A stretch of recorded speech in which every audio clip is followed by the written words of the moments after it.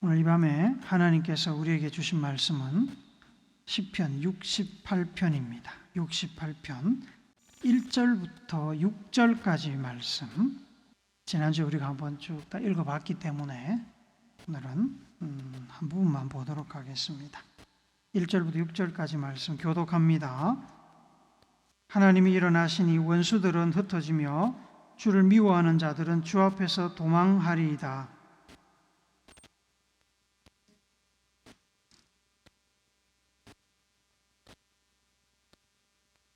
의인은 기뻐하여 하나님 앞에서 뛰놀며 기뻐하고 즐거워할지어다.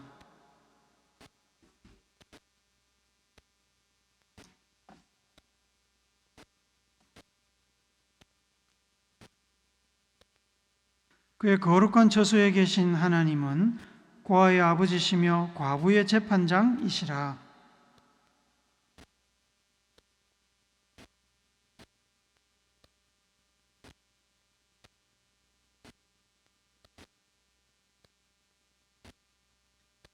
아멘.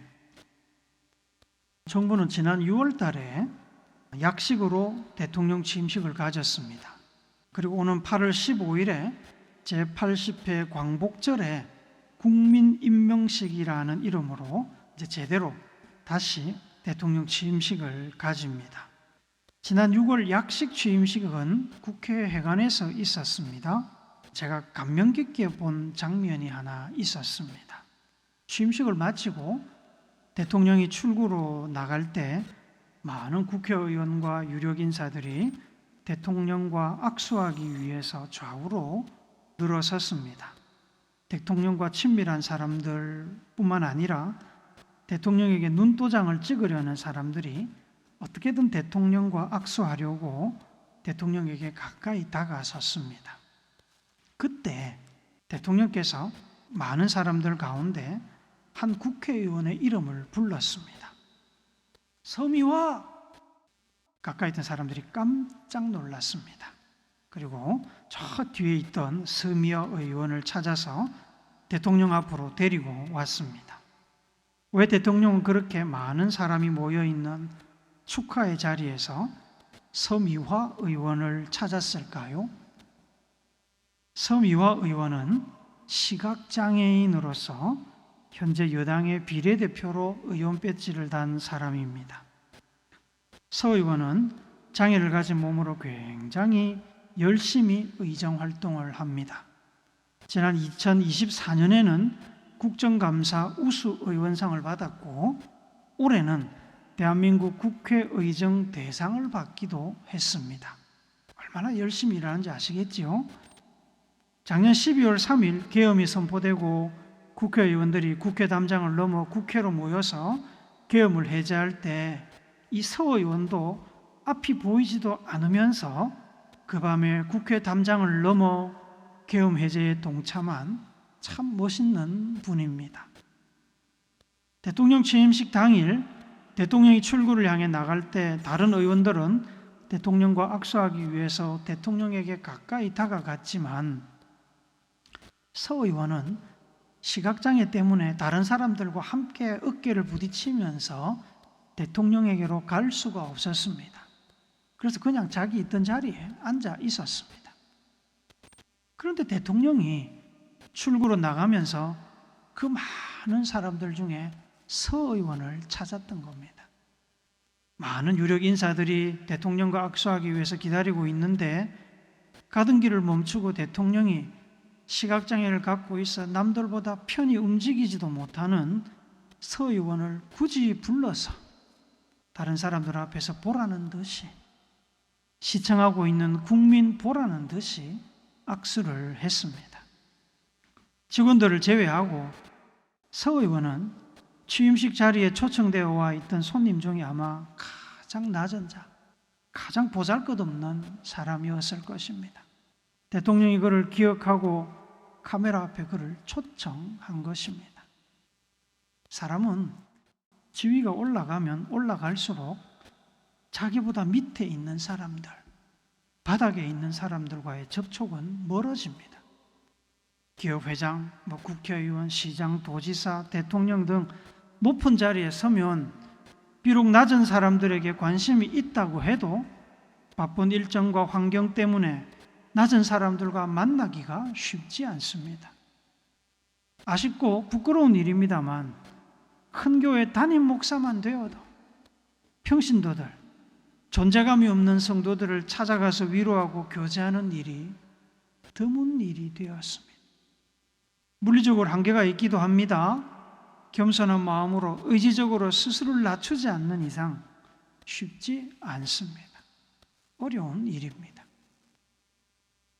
우리 하나님께서는 항상 저 높은 하늘 보좌에 앉아 계시지만 이 땅의 가장 낮은 사람들을 돌보시고 기도를 들으시는 분입니다. 하나님은 능력이 많으신 분입니다. 하나님은 사랑이 충만하셔서 사랑 그 자체이신 분입니다. 사람은 물리적인 한계 때문에 높은 자리에서 낮은 사람들을 돌보고 챙기는 것이 힘들 수 있지만 하나님께서는 무한한 능력과 사랑으로 낮은 자들을 돌보십니다. 하나님은 부자의 하나님, 높은 지위를 가진 이들의 하나님이시기도 하지만 동시에 하나님은 가난한 자의 하나님, 낮은 자, 작은 자, 병자와 과부의 하나님이십니다. 시편 68편은 하나님을 찬양하는 다윗의 시입니다. 이 시편에서 시인은 하나님께서 시인을 위해 싸우시는 하나님, 시인을 구원하시는 분이심을 분명하게 밝히며 찬양합니다. 하나님께서는 항상 하나님의 백성들 편입니다. 하나님께서는 항상 하나님을 의지하고 하나님을 진심으로 예배하는 자들의 편에 서 계십니다. 하나님께서는 항상 하나님께 도움을 구하며 의지하는 자들의 편입니다. 그래서 하나님을 의지하는 자, 하나님과 한편인 사람들은 하나님을 찬양합니다. 우리 3절, 4절을 한 번 더 읽습니다. 시작. 의인은 기뻐하여 하나님 앞에서 뛰놀며 기뻐하고 즐거워할지어다. 하나님께 노래하며 그의 이름을 찬양하라. 하늘을 타고 광야에 행하시던 이를 위하여 대로를 수축하라. 그의 이름은 여호와시니 그의 앞에서 뛰놀지어다. 의인은 의로운 사람이란 뜻이지요. 의인은 하나님의 의, 하나님의 공의와 정의를 말합니다. 의의 기준이 하나님이십니다. 의인은 하나님을 믿고 하나님의 의를 실천하며 하나님을 따르는 사람, 하나님을 의지하여 하나님을 피난처로 삼는 사람입니다. 진심으로 하나님을 믿는 모든 사람들이 다 성경에서 말하는 의인입니다. 의인은 하나님을 따르는 사람이기에 하나님을 기뻐하고 즐거워합니다. 하나님께 노래로 찬양하고 춤추며 찬양합니다. 하나님의 법궤가 다윗성에 마련된 성막으로 들어올 때 다윗 왕이 옷이 흘러내릴 만큼 진심으로 하나님을 기뻐한 것처럼 하나님을 믿고 의지하는 사람들은 하나님을 기뻐하고 찬양하는 것이 마땅합니다. 하나님은 단지 하나님이시기에 우리의 기쁨의 대상이시지만 우리가 기뻐하고 찬양해야 될 많은 이유를 또한 가지고 계신 분입니다. 시편 68편 19절 20절을 우리 같이 읽습니다. 시작. 날마다 우리 짐을 지시는 주 곧 우리의 구원이신 하나님을 찬송할지로다. 하나님은 우리에게 구원의 하나님이시라. 사망에서 벗어남은 주 여호와로 말미암거니와. 하나님께서는 우리를 구원해 주시고 우리의 인생의 짐을 대신 져 주시는 분입니다. 우리의 원수가 아무리 강해도 우리의 인생의 짐이 아무리 무거워도 우리 하나님께서 이기지 못할 원수가 없고 우리 하나님께서 짊어지지 못할 무거운 짐이 없습니다. 그래서 시인은 믿음으로 고백합니다. 하나님이 일어나시니 원수들은 흩어지며 주를 미워하는 자들은 주 앞에서 도망하리로다. 연기가 불려가듯이 그들을 몰아내소서. 불 앞에서 미리 녹음같이 악인이 하나님 앞에서 망하게 하소서. 자기 백성을 사랑하시는 하나님은 이렇게 하실 것입니다. 시편 68편 12절, 14절도 우리 같이 읽어봅시다. 시작. 여러 군대의 왕들이 도망하고 도망하니 집에 있던 여자들도 탈취물을 나누도다. 전능하신 이가 왕들을 그 중에서 흩으실 때에는 살몬의 눈이 날림 같도다. 하나님께서 자기 백성을 대적하는 이들을 바람에 눈이 날리듯이, 바람에 눈이 흩날리듯이 물리치실 것이고, 나약한 여성들조차 원수들의 탈취물을 나눌 정도로 완전히 승리하실 것이라는 겁니다. 그뿐이 아닙니다. 9절 10절을 우리 한 번 더 읽어봅시다. 시작.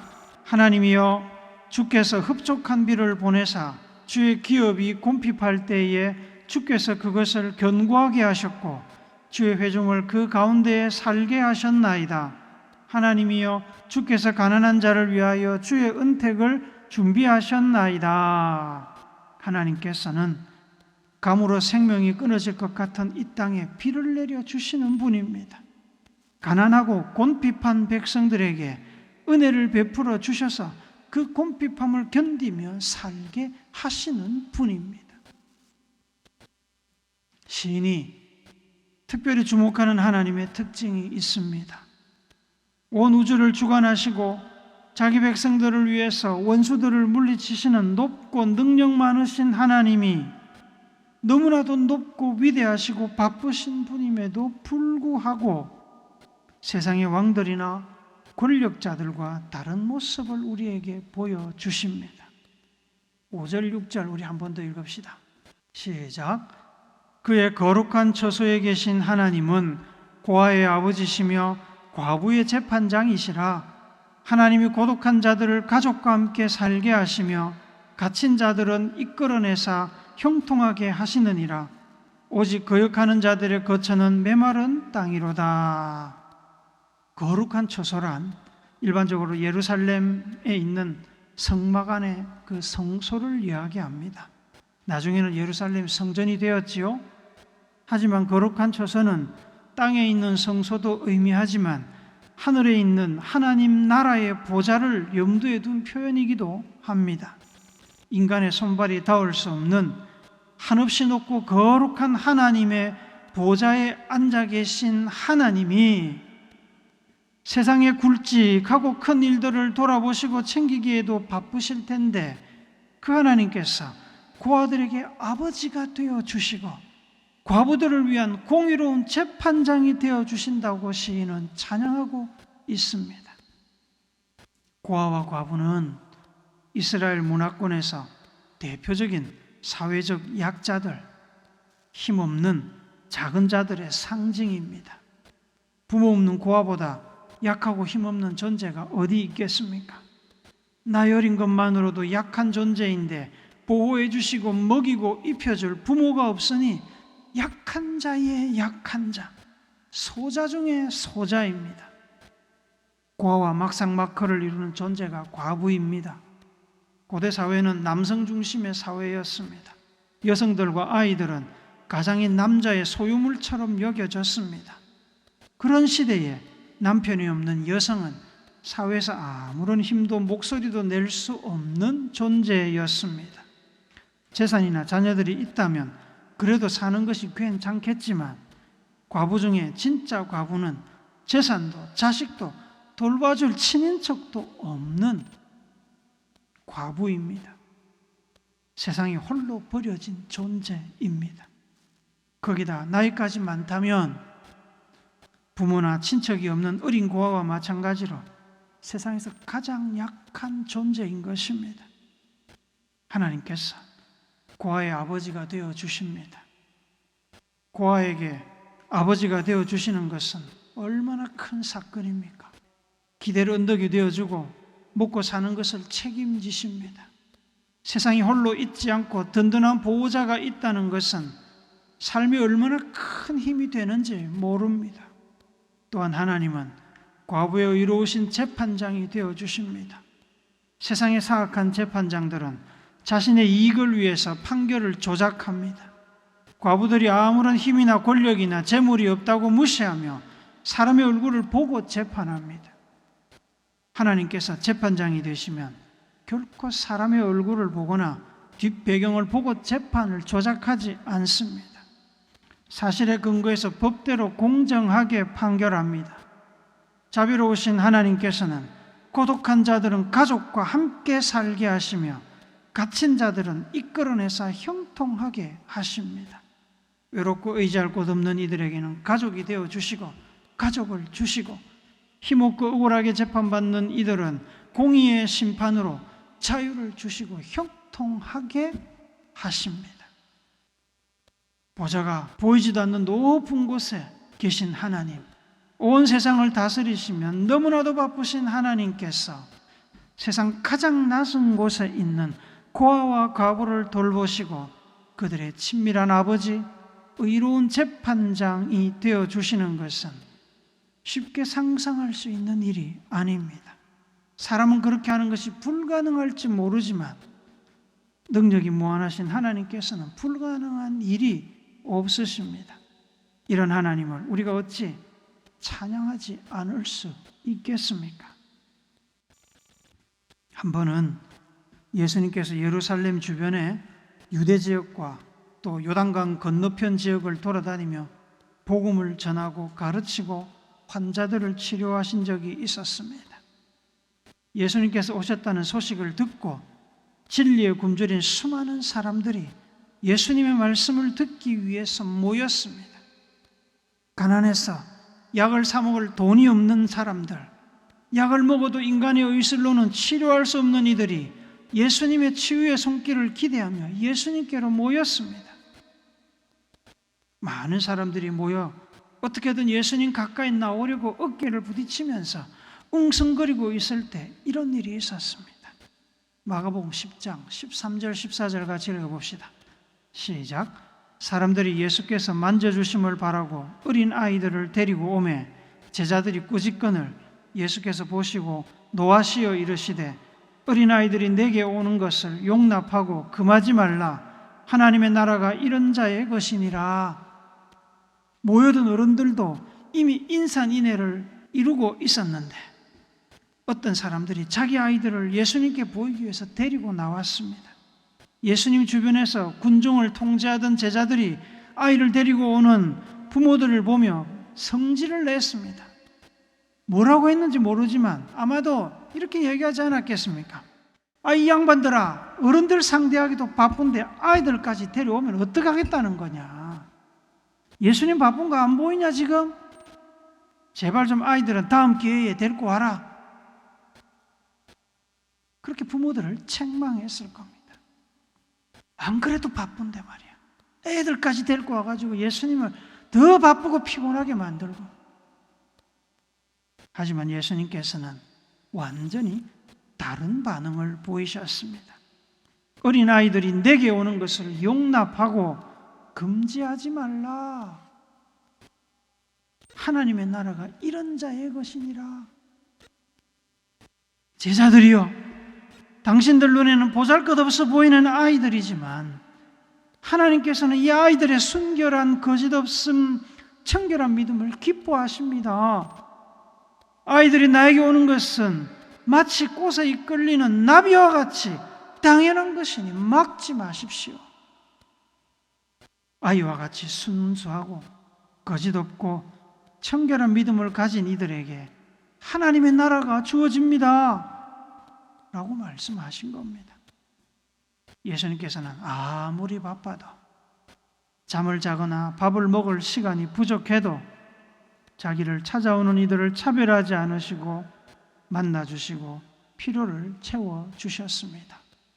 아이를 데리고 온 이들의 아이들을 축복하시고 굶주린 이들에게 오병이어로 먹이시고 질병을 치료하시고 귀신들을 쫓아내시고 진리에 갈급한 이들에게 진리의 말씀을 가르치셨습니다.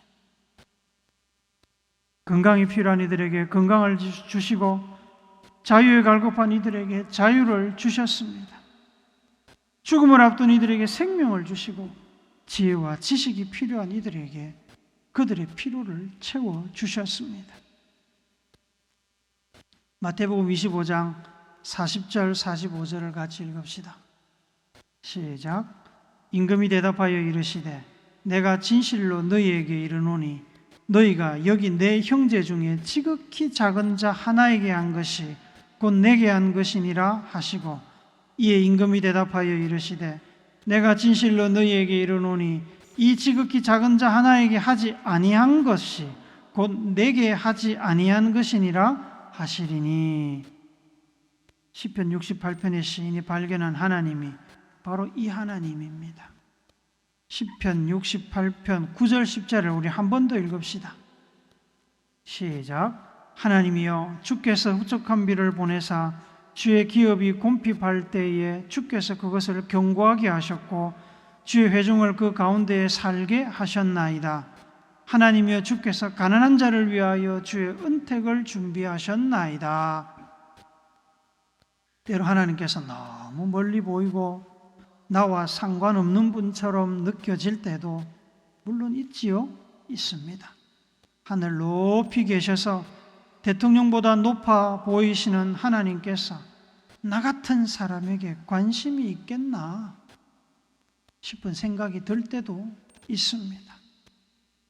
아무리 기도를 해도 응답이 없고 하나님을 간절히 찾아도 만나지 못할 때도 있습니다.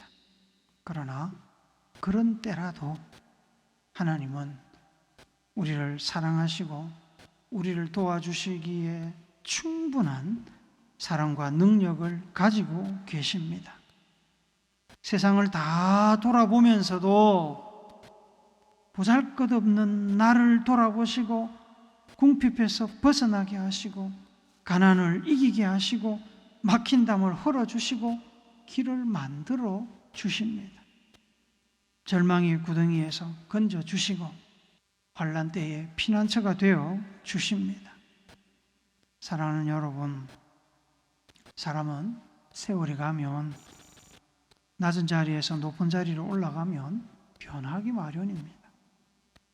변하고 싶어서 변하는 것도 있지만 환경이 바뀌면 환경에 따라 적응하는 것이 또한 인간입니다.